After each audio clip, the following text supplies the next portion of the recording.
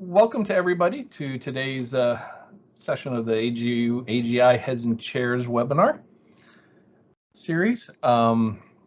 So just as introductions, Pranoti Asher, who's the Assistant Director of Grants and Education Programs at AGU is online, as well as myself. I'm Christopher Keane, the Director of Geoscience Professional Higher Education here at AGI. I also have Delaney Robinson and Leila Gonzalez from AGI who will be helping us with today's webinar. Pranoti? Great. Thanks so much, Chris. Welcome, everybody. This is our last webinar of the year, and we're very excited to hear from what the work that Chris and his colleagues have been doing at AGI, looking at the exit survey of the students that are graduating from the 2020-2021 survey. This, as you know, has been a sort of long-term survey, so I know Chris is well versed in not only what he's seeing in this particular study, but sort of some of the long-term trends. So with that, Chris, please take it away. We're excited to find out what you are hearing from the students. Thanks, Pranoti. Today's webinar, I wanted to take a look at the results, the preliminary results that we have on the 2020-21 Geoscience Student Exit Survey. This went out to all the departments for their bachelor's, master's, and doctoral graduates to complete. I'm about halfway, 2/3 of the way through the analysis of the data, so you're going to see a snapshot of some of the data that we have and some of the analysis that we're doing. It's all very preliminary. Up front, I'm going to say I'm not going to be posting these slides because there are some nits and gnats in there that I'll just have to talk through since this is all still early on and hasn't been totally cleaned up and QC'd. But it will give you a sense for some of the flavor of the trajectories that we're seeing. But during the Q&A, I'll also be really anxious to hear any questions that you guys would like to have investigated related to the recent graduates. So I'm just going to first have two key oversight or overview slides. First one is looking at the aggregate enrollments here in the geosciences through 2020. And, just a couple components that I want to bring up. We have been having a steady decrease in on-campus majors for about the last 5 years. A chunk of that has been a shift to online programs even before the pandemic. But we are also seeing, just like many fields, a reduction in undergraduate enrollments because there's a lot of negative pressure. I think we're down almost 6 million in undergraduate enrollments in the United States across all institutions. Where we're seeing the negative impacts on enrollment been largely at the petroleum-oriented schools. Not too surprising. They rode the crest that we saw in the mid part of the last decade. Largely driven by the boom in oil, particularly in the shale gas area, and as that has subsided off and that market's gotten, the oil and gas market's gotten soft, we've seen a lot of those students, disappear. We are seeing a lot of struggle by smaller liberal arts colleges. This has gone hand in hand in general with the schools that are overall struggling with their enrollments. Right now, certainly if you look at the Chronicle and things like that, about 2/3 of institutions are struggling with their undergraduate enrollments, and the other third don't know how to deal with the deluge of students. So there's a lot of winners and losers. The other area where we're seeing pressure on the smaller regional universities, the state institutions that are serving a smaller geographic area. One thing that does concern me a little bit, we've been for many decades at a status quo on our graduate enrollments level. It's pretty much been at capacity. Obviously most people in our field, they don't pay for grad school, they're supported. But then we saw this very sudden drop off last year. Some of that I think is on the accounting process for who was enrolled and not during the pandemic, but it's something we're going to be keeping a tight eye on.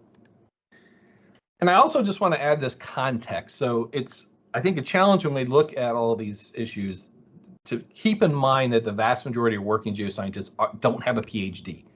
There's about 40,000, folks with a terminal PhD in geoscience that are working in the geosciences, and that the master's is the degree of employment, but we have a very large bachelor's population.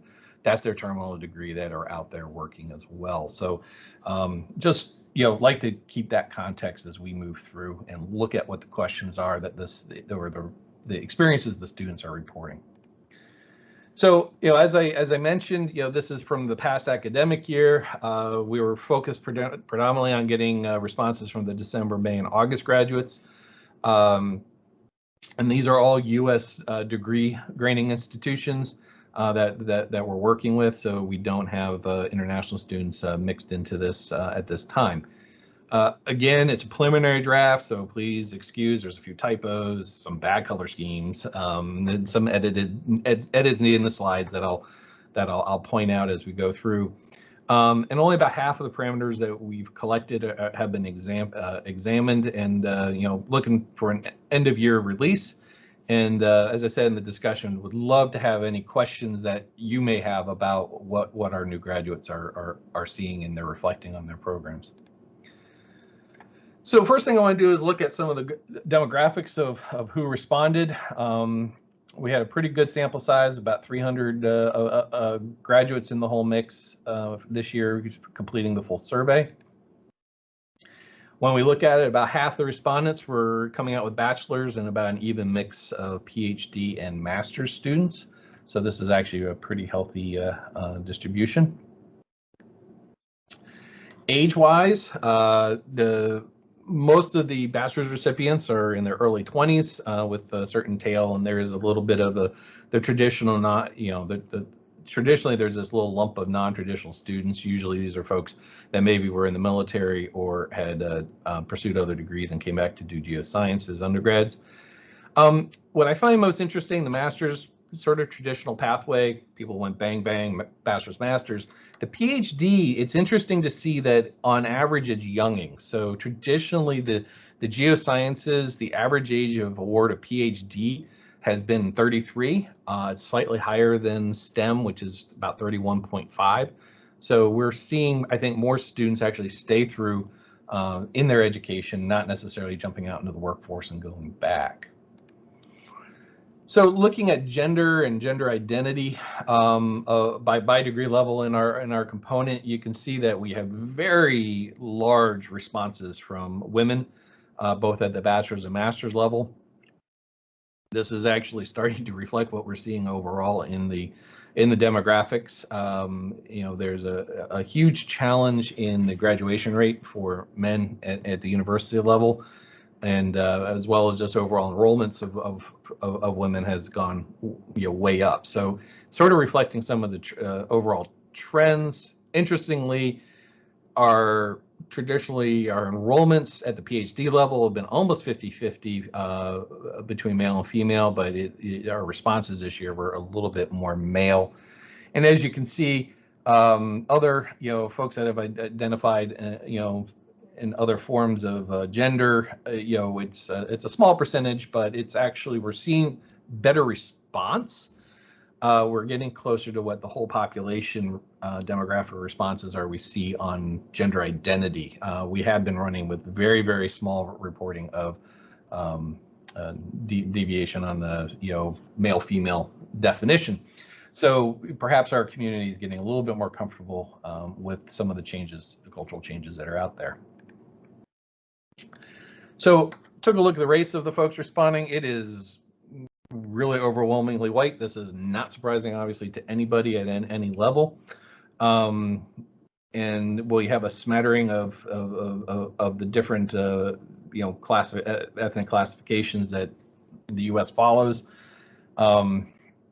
It's the eternal challenge that we all face.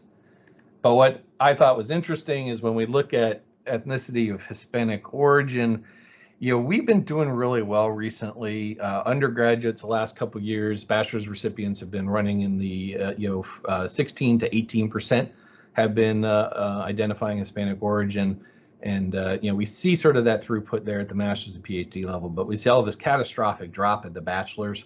We'll be taking a closer look at that, thinking some of this may have been driven by pandemic related delays in our COVID study. We have seen folks that have deferred graduation by a semester or two, so we may have seen some of the socioeconomic factors playing in, And it'll be interesting to see next year to see if we see a lot of these folks come back through.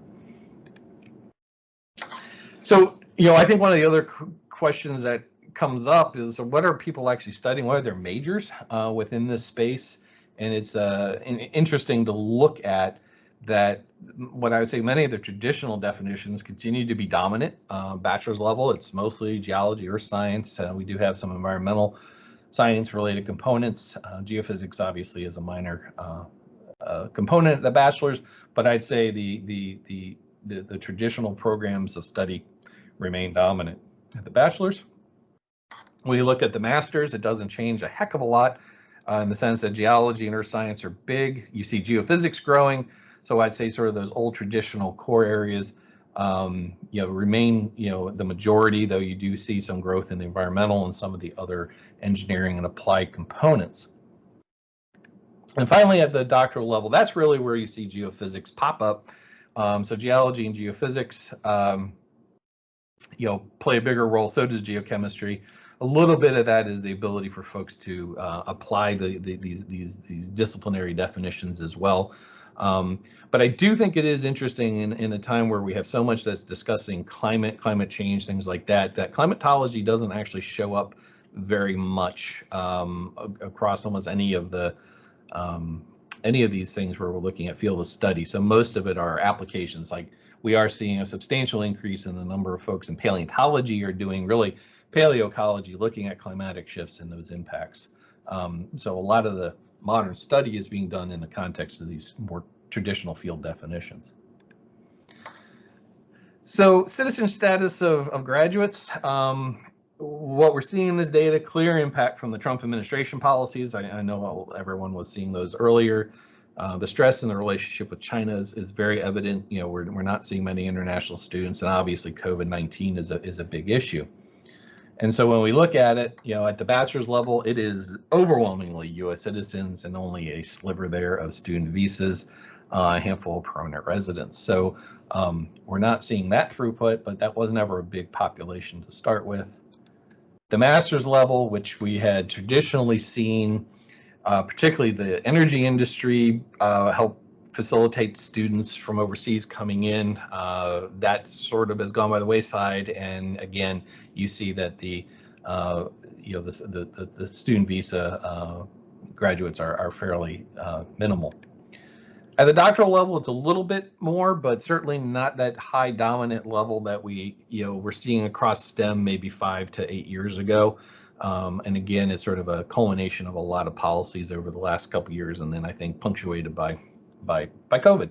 So it'll be interesting to watch this dynamic as we proceed.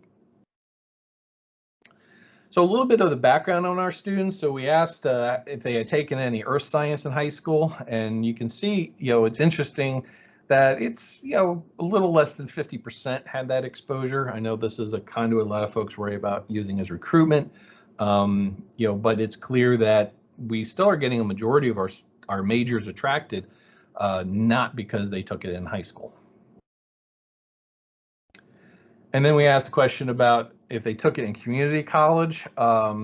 These numbers are down just a little bit from previous years. I think some of that, again, is the socioeconomics. I think we had a little bit of a backlog because our bachelors were usually up in the 22, 23%. I think we have some folks that maybe have come out of community college trying to make their way through the 4-year institutions and have had to defer by a semester or two, and so they didn't get captured in this particular survey. The PhD level is down quite a bit because it had been bouncing around at 10 or 11%. Don't know quite yet what that demographic impact is, why that dropped so much this year. So we also asked all of them, when did you decide to pursue geoscience as a pathway? And interestingly, for the bachelor's majors, pre-college in the 2-year environment was fairly important, but interestingly, we see it's actually substantially more important for the master's students. And I think, again, this being master's is sort of that degree of employment, those students going through, I think, are probably more focused and driven on that pathway. But you can also see that there is a ongoing introduction of students later in their academic career or later in their undergraduate experience switching to the majors. Interestingly, to see as many that came in after year 3, which probably means they ended up having to spend extra years in college. But it is, I think, particularly telling that these, late engagers, I guess is the best word, I don't know, are very dominant at the PhD level. And this also reflects, particularly at large other, that our PhD programs do tend to draw in a lot of folks from other fields. And we see that consistently. That's been consistent over the years. So their educational experience, I think this is always something people are interested in. So we structured this survey to match the recommendations in the Vision and Change document to try to sort of see, as a benchmark, where do students think they're, how much are they getting of the various geoscience concepts, geoscience skills, science skills, things like that. So we'll take a look at this. In general, I'd call it, if it's in sort of the brownish colors, it means that they're getting a pretty good dose of it. It means that they're applying it independently in research, or it was sort of a concept that was persistent across their education. And so Earth as a complex system, it's fundamental, and you can see also where the traditional core components like surface process, earth material, structure, these core central components of the geoscience programs is remain, and they're evident to the students. Interesting to see things like deep time and natural resources and even climate change come in as not particularly directly addressed in their educational experience at the bachelor's level. You move up to the master's, and you see some of these are, particularly the always, and in their research, it's growing, and it's good to see. Fascinating to see deep time not really popping up, but again, I think this is because many of these folks are working on programs that are leading to employment in, say, the hydrology or energy sector or the like. And then at the doctoral level, the experiences, and again, we have a lot of folks coming into the doctoral program, and we do have that data, just haven't produced it yet, that are not coming in with a background in geology. They're coming in from other sciences and even other fields. And so to see some of these gaps is a little bit concerning. The fact that folks are, viewing, maybe not as much time spent on the concepts of deep time and climate change, except, perhaps in a cursory way. So it's interesting to see some of these dynamics. But again, Earth is a complex system, very persistent across all levels. So when we ask them about geoscience skills, same kind of thing, looking at bachelor's graduates, there's a pretty good distribution. I'd say most of the folks feel that they had about half of folks feel that they had a pretty good exposure during the course of their time. You can see that there were things like GIS and interestingly spatial temporal reasoning seem to be maybe a little bit weaker than I would have expected for a lot of undergraduates. But when you move into the master's, and particularly that prior component, you can see where these students are bringing forward the collective experiences they had from probably their undergraduate course. So it's baked into their processes. And again, you can see, in essence, bigger exposure to all of these specific geoscience skills. And not a big difference for the doctoral students from the master's. So again, those are usually the same cohort of students, and it just depends when they decide to exit. Then we look at science skills, and you can see that this echoes what we hear from employers, that our graduates at all levels, they're really good scientists. They really understand across a whole range of functions and issues. What I think is interesting across all of these is that there are certain populations that feel that there was a weakness in communicating to the public, working interdisciplinary teams, and working across cultures, which, if you're, talking with employers, they're all going to point to those as really important soft skills that are needed. And so the bachelor's, a number of the students don't feel that they were really getting it. Master's level, there's really not a heck of a lot of change. And again, those same three tend to be a bit weaker. And then when we look at the doctorate, particularly, and not necessarily surprising that the communicating with public becomes sort of the weak link there, because obviously those programs are really focused on their specific research within the system. We look at computational data skills at the bachelor's level. Not expecting these to be huge. GIS is the one skill that a lot of the students seem to be getting some level of introduction to, which is good. And other programming languages, which I assume in most cases is probably some R or maybe Java if they took a computer science course. And a fair number are actually fairly comfortable doing some system administration and run someone independently. When we move to the master's, not a huge difference within this, just again, more use of other languages. Pretty sure that this is R, definitely increased use of things like Python and data management, which is good to see. And the overall comfort level there for GIS is much, much higher. Interestingly, we're not seeing big penetration of using Jupyter notebooks at this point, but you do see more machine learning. But when we get to the doctorate level, we definitely see the use of Jupyter notebooks going up quite a bit. I think that's probably largely students using it as part of their research rather than within courses.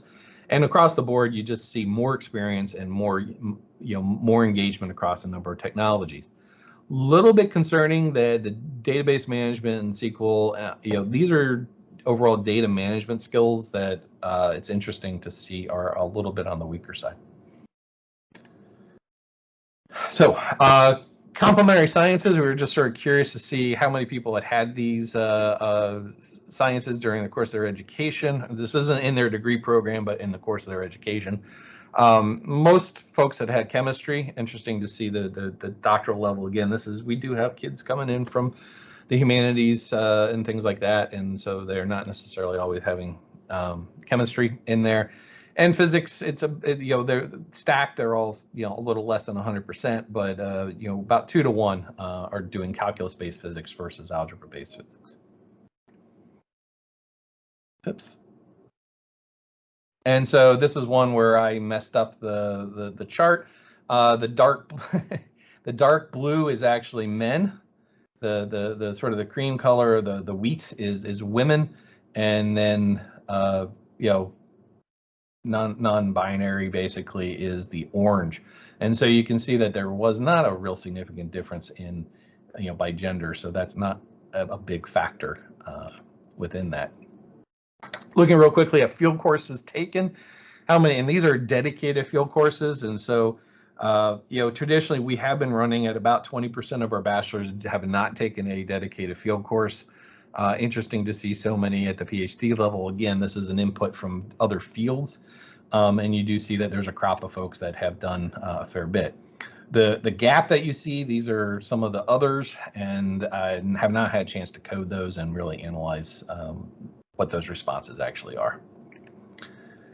Now, as far as the number of courses taken that have a field experience, some kind of formal field trip, you see obviously there's greater penetration and better exposure, which is good to see. So, again, the formal 6-week field camp may be a bit on the way out, for a lot of programs, but field still remains a key component. Now, this has been, the quantitative skills has been something that we've been tracking for a long time and have been very concerned about. And overall, our numbers are improving, but except statistics, the rate at which our graduates have ever had a statistics course continues to decline. In 2017, it was 65% at the doctoral level, and 62-63% of masters in bachelor's level. So we're still struggling with getting students to take a statistics course, but we are definitely seeing in our PhD students a substantial increase in their quantitative skills. Also looked at this by gender, and I'm not really seeing, maybe except Calc 1, real substantive difference, except for some of the advanced components like differential equations and computational methods. But I also think, it's interesting to see that on the bachelor's level, because we had almost twice as many women responding than men. But at the doctoral level, we were, also having a lot more men. So we don't know how much of that is actually the population itself, but there are some concerns about the quantitative skill engagement by gender at the upper levels. Also, just want to look to see if there was a gender impact on field course engagement. I would argue generally not. Again, I think the PhD level, some of this is a function of the fact that we have folks coming in from a lot more folks coming in from other fields, and not necessarily having a formal field course as part of their PhD course requirements. Asked about where they were getting funded. No surprise that the grad students are seeing a lot of their funding from research and teaching assistantships and department scholarships. Interestingly, all of them are, having a lot that's coming from personal. Obviously, family is less important for the grad students. A big change this year, which is interesting than in the past, is that graduate students were the ones that were tending to take loans in the past. This year, it's the undergraduates. One area that I think we have a great recruitment opportunity is the fact that we have very few folks that are there on the GI Bill. This is a bit crazy, given that in the GI Bill question also included folks that were on ROTC scholarships, and given the fact that that's like 13-14% of the undergraduate population, we are way undermining that population for majors. So there's some area there for opportunity. We looked at research methods by degree level, and no surprise, the farther down you go in your education, the more diverse and your research methods are. But it is interesting to see how important the literature and the field components are across all of the degree levels. We asked about internships, so how many internships were held. Again, we're still running a little bit less than 50% are not having an internship during their time. Internships in PhD programs is becoming much more popular in the last couple of years. That's being reflected because we're seeing a higher return here. Last time it was about 65% had none. But you can see that really most people maybe have had 0 or 1. And so the internships still remain a underutilized component of the educational process for our students. And we look at how many they applied to, and if you don't apply, you're not going to get them, and that's largely why we have our zeros. I was looking at some of the preliminary data. There were very few people that applied to internships that didn't at least get 1. So this remains, I think, one of those key sort of cultural components, and maybe a structural opportunity for the departments to promote with their students those opportunities. Okay, so we're getting there. Next steps for students.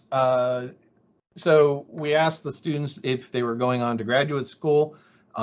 Usual 35% of the bachelor's recipients said yes, and then we asked them which was the degree that they were intending to go for, and it was interesting to see that geology and earth science came in, and geophysics came in so strong as their intended degree field, and things like climatology and some of the environmental components didn't quite play up as much. Planetary science was probably the one that surprised me the most for how many. So clearly there's a population out there that's looking at some interesting research opportunities. I assume this is largely Mars-based. And I was a little surprised, particularly the fact that hydrology was so low for our master's students. Yet we have a fairly healthy number at the master's level in geomorphology. So I think the way students are perceiving those fields and what their job opportunities are will be interesting to tease out. So how did they go out looking for their jobs? Personal networks. I mean, this is the thing we talk to students about. Geoscience jobs are available through networking. It is certainly prevalent at the doctoral level, makes perfect sense, and through the professional societies. The campus events were interestingly reasonably noted by undergraduates and career center areas, but they're just not that effective. And as a community, we are a personal network-driven environment. I think COVID is making some serious challenges to that, because the students are not necessarily getting those face-to-face opportunities. I don't think a Zoom networking opportunity quite delivers the same effect. We asked the question, what percentage of the students had a job at graduation, not within their career field, not looking or whatever otherwise, and we're right about normal at 21-22% for bachelors at graduation having a job. The reality is about 25% of STEM undergraduate or bachelor's recipients stay in STEM. So this is about the normal area that we traditionally see. A little surprised by the master's, given some of the demands out there. And the doctorate, 50%, that's not too bad, already having secured employment at graduation. Looked at starting salaries, and this was a little shocking, because we're seeing a substantial decrease in our salaries of our bachelor's recipients. I'm assuming this is largely being driven by the pandemic, mobility of students. We will split this out between students that are getting jobs in geology versus others, but this is an aggregate.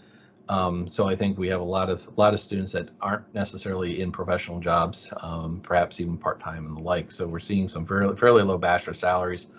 The PhD and the master salaries actually have shifted lower as well on average.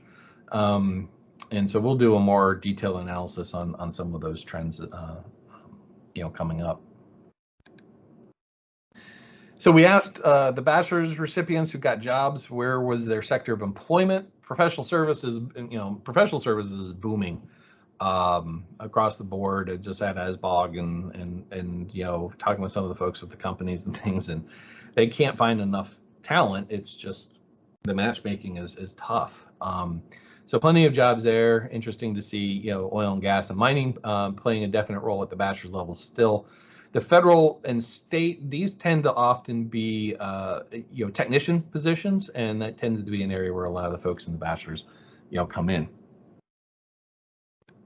At the master's level, mining has been doing really well. They've been hiring a lot, and you really see that reflected here. State government, federal government, they're replacing retirees, and they're definitely a major factor. Interestingly, professional services is not showing up at the master's level, which I found rather interesting. And we saw some other areas like healthcare pop up, not necessarily totally surprising in this day and age. And geophysicists and healthcare, there are opportunities there in the imaging space. The doctorate, no question that for your institutions, that's the big destination for most of them. But professional services and the federal government are hiring, and talking with the companies, a lot of the professional service companies they traditionally haven't hired PhDs, but they absolutely are right now. We asked about if the graduate was pursuing any kind of professional credentials. These numbers are shockingly low, because in most states and most areas, it's the oil and gas industry, and in some cases the mining industry, are the two areas you can work without having a license or some other credential, and we see such low numbers. And then when we asked the students what it was that they were actually pursuing, this is of those students that said that they were pursuing some kind of credential. Many were doing the state license. A handful doing OSHA, which ends up being a simple one. Some of those HAZWOPER and things like that end up being a fairly simple thing to get, that can get you on sites and can get you hired. Not a lot of crossover to the engineers. I found it interesting to see such a high number of masters on the fundamentals of geology and the GIT. talking with ASBOG is, they've been struggling because the average student is taking the fundamentals of geology exam 5 years after they get their bachelor's. And that is a disadvantage. As they said, the best way to study for the fundamentals of geology exam is to review your intro geology course materials in your textbook. It's ideal for someone coming out with a bachelor's degree. So they're trying to figure out how to communicate. Take it when you graduate. You'll probably do better and be more comfortable. But right now our majors are going off and doing it. You're waiting until they get their master's. So that is sort of a snapshot of a whole bunch of the data that we've been looking at. Like I said, the final report with a lot more analysis will be coming out later in the year. And happy to take any questions, have a conversation. As time allows. Thanks, Chris. This was fantastic. So I know there are a bunch of questions have already been popped into the chat, and I see some hands up. But let me just ask one question. Maybe this will kind of get other folks typing in the meantime. When you do this exit survey, I know you have a directory of geoscience departments that the AGI puts out. Are you also sending it to other niche societies, like say AMS, or not niche societies, but other societies like AMS and others that may sort of help you up the numbers on some of the other fields, in the geosciences? You made specific note of not so many in climate science, so I was just wondering about that. Yeah, we ask we ask AMS, ASLO, Planetary Society, AIPG, a bunch of them to send out the notice as well. AGU, to please let your student members know about this as well. To be honest with you, those solicitations end up generating more responses on average than from the communication pushed through by the departments. So we do try to canvas through as many different pathways as possible. Great, thanks. So Bonnie had a question related to appreciating the sort of the breakdown that you shared with Hispanic students, and she was wondering if there was any analysis was made for other students from other, historically marginalized groups. She has some specific interest in the participation of indigenous populations. So wondering if you could respond to that comment. Yeah, we do have that data. It was sort of on one of the slides. It's disturbingly small, and we're down to ends of just a couple. I'm hoping we have just enough to do a few other splits against some of those populations to try to better understand the dynamics. But unfortunately, I think Native Americans, I think we were talking about 3 to 4 graduates at each degree level. So it unfortunately is vanishingly small. Part of the thing about Hispanic is, since it's an ethnicity overlaid on race in the U.S. system, you pick up folks across a lot of other areas. So you that tends to be represented a bit differently. And Bonnie, you made another comment there about working across cultures had lower scores. I don't know if you want to maybe unmute yourself and sort of say something else if you're still on the webinar. Hello, Pranoti. Thank you. One of the slides where you were showing, and first of all, Chris, thank you. That was a wonderful analysis, great information. One of the slides, in fact, it was 2 in a row or 3 in a row, that had working across culture as something that was being evaluated. And many of the answers were none. So no experience working across culture. And I wondered if that was related to the indigenous culture not being represented here. I think it's a great question. I think it is a big factor because this is very important to the employers. I think it is an echo of a certain homogeneity that's within the departments. That their view, and it would be interesting to tease out if they view that as really only being capable if the internal diversity of their department is there, versus maybe looking at other ways to engage the campus community. I know for many of the companies, like in the raw material sector, cross-cultural communication, everything, within the area of of social license, for instance, is so important, and they need that experience. And it's a lot more than just working with a geoscientist from a different culture, but it's across other disciplines too. So I think it's going to be beholden on our community to find creative ways to address that, more than maybe just looking around, internal to a specific program or department. But yeah, the lack of diversity within our programs is a core problem, because it makes it harder, and people are going to have to be very creative to address it. So Chris, here's another question. Eric is asking, are the ocean sciences and atmospheric sciences represented in these data? I think they are. From what you said, you reached out to other societies. He was particularly interested as it pertains to the GI Bill point that you were making, because if you have a degree in the science, then you have more direct links to areas of the armed services. I'm wondering if you had anything more you wanted to add to that. It's mystifying to me. It's an area that I like to pursue more. I don't really know. It's the first time we really analyzed that piece of information, and I'm rather taken aback by it.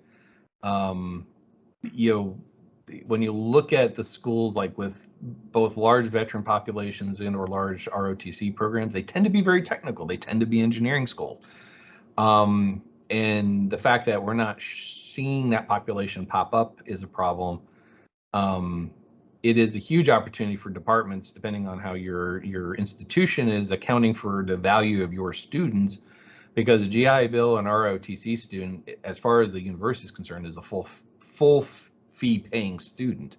And that's a huge benefit. So I'm mystified, and something that's an area I want to investigate more and try to better understand. I want to see if the Office of Officer Training and Development, or whatever, DoD, actually has the demographics of the recipients of those, and to see if they have a breakdown by discipline of where those individuals are getting their degrees. What fields. Are we missing out, or are we just not canvassing and capturing them right now? Right. Amy Mirbo has several questions. Maybe Amy, if you're still online, maybe you can unmute and ask your questions related to internships. So I'm not sure if Amy is able to unmute herself. She was curious about why we don't have students, doing internships. Yeah, that is. I think it's cultural. I mean, you go to most engineering programs, most of the students are going to do internships every summer. Usually that's orchestrated by the departments. It's just considered part of the normal course of your education. And I think we have a lot of programs where the faculty, obviously, they have their research that they're working on during the summer. They're out in the field, they're doing whatever, and it's not necessarily sort of this 12-month process that's in play. So I think that there's a cultural barrier there for us, and given the fact that the vast majority of the students are indicating that applied, they got one, and talking with employers, there's plenty of opportunities. We just have to find a better way to communicate, do matchmaking, and whether it needs to be more important in the department, or if this is an opportunity for the societies, for instance, to engage with the student members, or what have you. I think as a community we have to look at that a little bit more. But I can't. It'd be an interesting question to ask. If you didn't, why didn't you? And we have some short answer stuff that a lot of folks, to be candid, sort of spilled their life story and haven't been able to go through all that. So I think there seem to be a lot of other social, family, economic structure issues that may be impediments as well. We have a lot of our students, our undergraduates, are working their way through college. And I think that's a big issue. Yeah, thanks. So I know there are several of you who've been waiting patiently with your hands raised. So Delaney or Chris or Leela, if you can sort of manage that. I'm not able to see who has their hands up. Sure. It looks like Rich, I'm going to go ahead and give you the ability to unmute yourself so you can ask your question. So you should be able to do that now. All right. Chris, first of all, thank you. I'm struggling a little bit with how you interpret your chart, some of these charts, for example, the ones with the different blocks in them. The sector of, let's take sector of employment, the masters. I see on the far left column, mining, oil and gas, professional services, but how can I extract from this, for example, how many people are being employed by the oil and gas industry? Well, this is what the new graduates are going out. I mean, we'll put the percentages out. You know, oil and gas industry right now is running about 9% of our total employment population. So about 35,000, I think, you know, if you're looking at the size of the geoscience component of that industry. Okay, so 9% are being, 9% of the graduating masters are being employed by the oil and gas industry. No, not 9% of all geoscientists in the U.S. are employed in the oil and gas industry. I'll have the percentages on these charts, you know, when we release the final. Yes. And then when you look at horizontally, when you look at this, I see all these other blocks. Like I see a big block for state. What does that mean? I mean, is it state government employees? Yeah, I know, but I mean, is the size of the block proportional to? Yes. So yeah, these are tree maps. Okay. Yeah, yep. The size of the block then is, or the area of the block, if I should think of it that way, is proportional to the number of masters in that sector. Correct. Okay, thank you. Mm-hmm. Any other questions out there? So Chris, there are lots of comments in the chat, you know, that relate to why related to the internships. A suggestion was made that perhaps you could ask questions about why people don't apply. You know, is one of those questions that was asked. Have you asked anything like that? We don't have that as I think that's for the next round. We need to include that as an explicit question. As I said, in a few of the short answer components, there are comments to that effect that we can tease out. You know, but as far as a direct one-to-one, you know, we don't have that. But it is largely we have a lot of folks that have complicated personal economic situations that I think the idea of if they have a steady job of some sort that to jump out for, you know, 3 months to do something in the discipline and then try to go back is a problem. We seem to have a lot of folks that are raising families, things like that are young. And so that seems to be one of those complicating factors that we're seeing. But I need to try to, yeah, we need to ask that directly. Right. I mean, you know, some comments have been made about, you know, maybe there aren't that many internships, or the students just don't know about these internships. Do you have a sense of, you know, I think this was just the question that was being asked of you know, where these internships are, you know, do you have that information in sort of talking with the employers, you know, do you have that collection of who has internships? See, this is, this is where it's been a struggle. So when I talked with the employers, very few of them have formal internship programs. You know, some of the state agencies do, and a few of the larger companies, particularly having formal internship programs at the graduate level. But the undergraduate, this is actually where that personal networking component comes into play. Things like with your local AIPG chapter, and we're in talking through those. When I talk to those individuals, they're like, yeah, I'd be happy to entertain an intern and try to develop that. But a lot of them, particularly in the consulting field, they're really terrified. And I mean, we see it on our internship program. You put out an ad for an intern, and you get 300 applications. And you know, and so this is one of those barriers. We have to find better ways to do that matchmaking with folks that are willing and interested, but are perhaps maybe not, they're not going to go posting it either. And some of that's building those relationships. You know, if you have like an external review committee for your department, is to look at the folks out in the private sector on that and say, hey, you know, have you considered, you know, generating those internships? I'm finding willingness by the employees, but not necessarily employers, but not necessarily an interest of like you know, promoting a you know, massive open opportunity space. So I think, this, and this is again where the engineering programs tend to shine, because many of them have direct relationships with specific organizations. Like one school I know, after your freshman year, you were going to work with the local Department of Transportation, and the year after that, there was like three private sector employers on structural analysis that you were going to work. So they had these sort of prearranged, and folks knew that these cohorts were coming through. So this is an area, I think, a fertile area for us to try to get organized. Mm. That's great. There have been lots of suggestions and comments being made in the chat related to internships. I know that we have several folks here from federal agencies or from the private sector. I'm wondering if any of them want to unmute and sort of speak to how they're running internships, how they get the word out about their internships. That would make for a great sort of learning moment for all of us. Okay, I just had one comment on the internships. When you collect data, please collect data regarding paid and unpaid internships.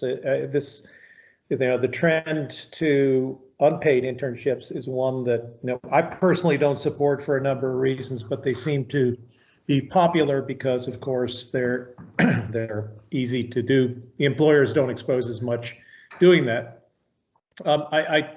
Chris, I wanted just to come back quickly to, I'm sorry to break the train here, but come back to the employment issue because I think it's so important today. I recall that in previous surveys, you all showed essentially the year-by-year proportion of students being hired by different sectors. It was a pretty cool chart. It went to 2017. Are you going to do something like that? Yes. Okay, great. Yep. No, that's an important chart because there's been a lot of changes. Yeah. And it's useful. So I'm curious, Richard. So you're seeing in the geosciences, you're seeing unpaid internships pop up? Yes.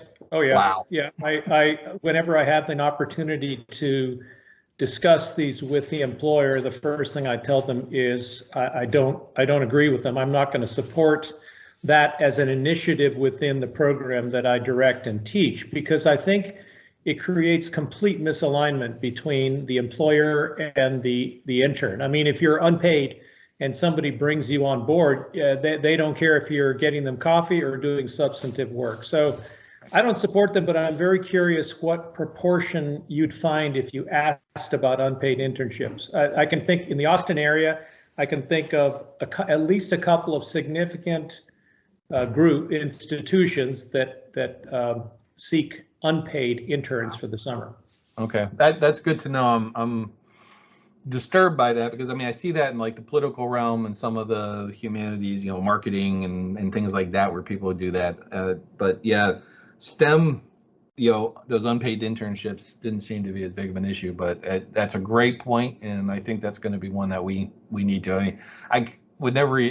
It wouldn't cross my mind not to provide pay for the internship because you're trying also, you need their technical capacity. Right, and I should say, aside from the other reasons I mentioned, I think it's usurious. It basically, it takes people who should be doing productive work and pays them nothing. That's not acceptable. So yeah. Even today, where industries like oil and gas, extractive industries are just hiring less people, I still don't think that's an excuse not to pay. And I'm not saying that group doesn't pay. That group generally does pay. Right. No. Okay. No, it's great advice and certainly something we're going to pursue. Thank you. So Chris, the point of REUs, research experience for undergraduates, came up before. So when you're counting internships, you're not counting REUs, right? That's not what you're talking about. Correct. Yeah, no, REUs are part. So one area that we haven't fleshed out are all those research experiences the students have had, and the REUs are part of that. They are not considered part of the internship pool as we do that. Okay. Bonnie, I see your hand up again, I think.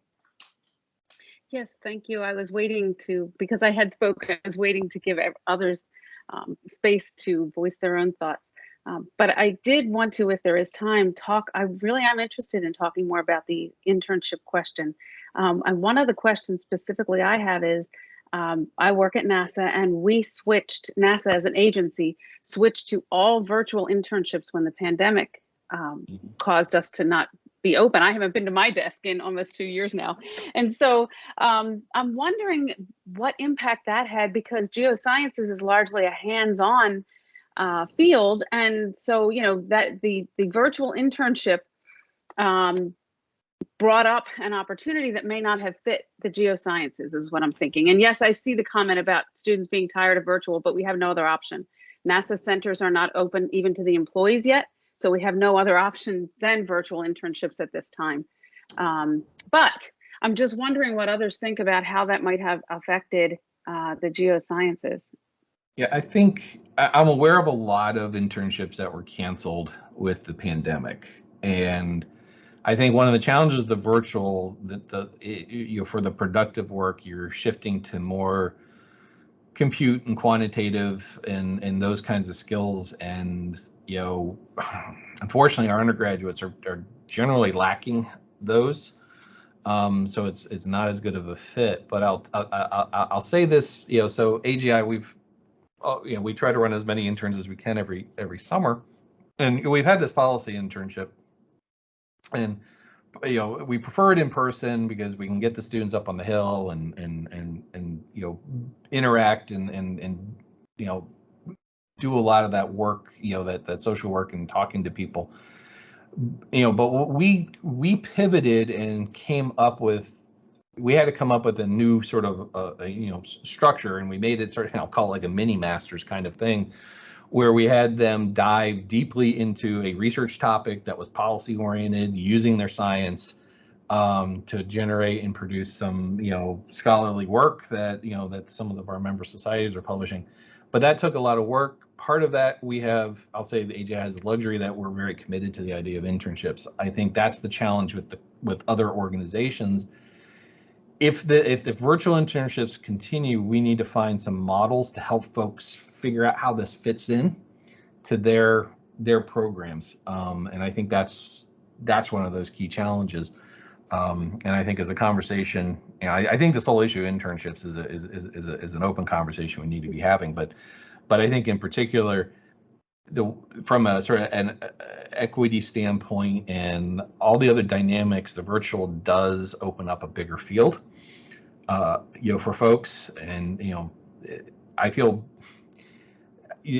so the students that come to DC, I mean, we pay them, but that's hard. A lot of them need parents that, you know, that can help provide a little differential support there too, because this is an expensive area, where the virtual allowed folks that did not have that support. And I thought that was a good thing.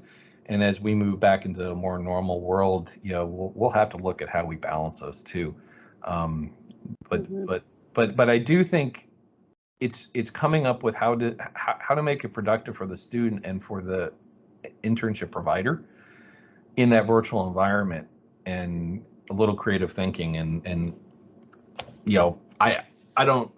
It's each circumstance is going to be its own unique solution, I think. Yeah, one of the I agree with that completely. We need a new model.